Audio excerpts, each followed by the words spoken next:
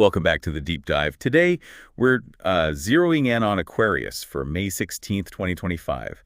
We want to unpack what the stars might be saying and, more importantly, find those actionable bits for you. We'll hit love, career, money, wellness.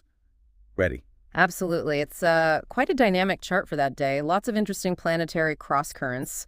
Let's maybe start with love. Uranus is pretty prominent for Aquarians then. Uranus, okay, that usually means shaking things up. Freedom. Exactly. A real craving for freedom, yeah, but also for like intellectual connection in relationships. It's finding someone who gets you, but also, really engages your mind. Right. So if you're coupled up, maybe it's time to ditch the routine, like a spontaneous trip or maybe getting involved in a cause together, something different. Yeah, definitely break the mold. And for single Aquarians, the vibe suggests maybe meeting someone, well, unconventionally. Unconventionally, like how? Through friends, perhaps, or tech groups, activism circles even, places where ideas are flying around. Interesting. But there's a catch, I assume. Well, just a little caution. While you're exploring all this mental connection and freedom, try not to become emotionally detached. It's a balance. Keep the curiosity high, but the heart connected. Got it. Okay, let's pivot to career and goals. Moon in Gemini. Sounds like ideas might be buzzing. Oh, absolutely buzzing. Especially innovative ideas, maybe tech-forward stuff or projects needing collaboration. It's a really good time to, pitch those more futuristic visions you might have. Pitch the future. I like that.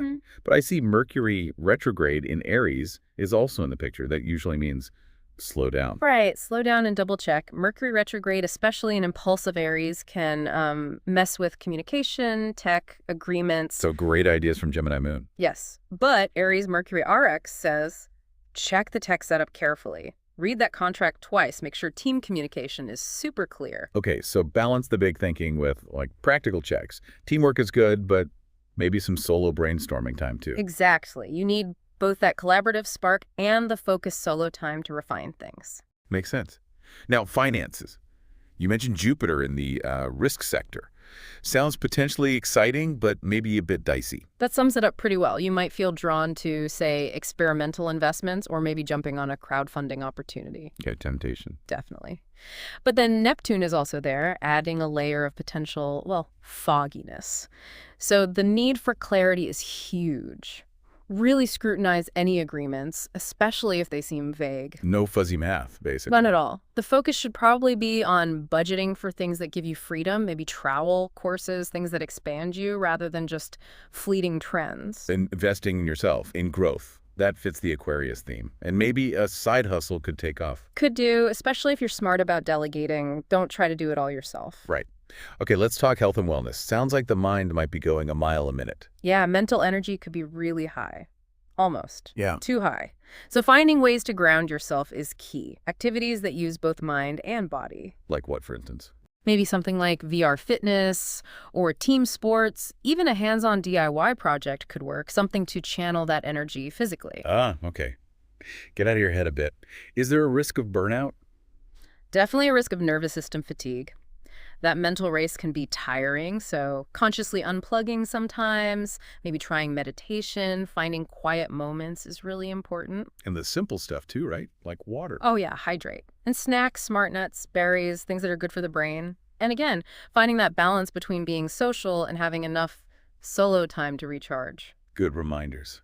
Before the final thoughts, we've got a lucky number and color. We do. For May 16th, 2025, the number is 11, and the color is electric blue. Electric blue. Nice. Good for amplifying that visionary Aquarian energy, perhaps. That's the idea. It's like a little anchor, a reminder of the day's themes. And really, if we tie it all together, the main message seems to be embrace your uniqueness, your originality. Yeah, there's always a but. But ground those brilliant ideas in reality. Make them actionable. So innovation meets pragmatism. That's where the magic happens. That's exactly it. Trust that Aquarian spark, your intuition, definitely, but then use your logic to build the steps to make it real. Okay, so a final thought for everyone listening. Yeah, think about one, maybe slightly out there or unconventional idea you've been kicking around, just one. What's the absolute first, most practical step you could take, maybe even today, to just explore it a little?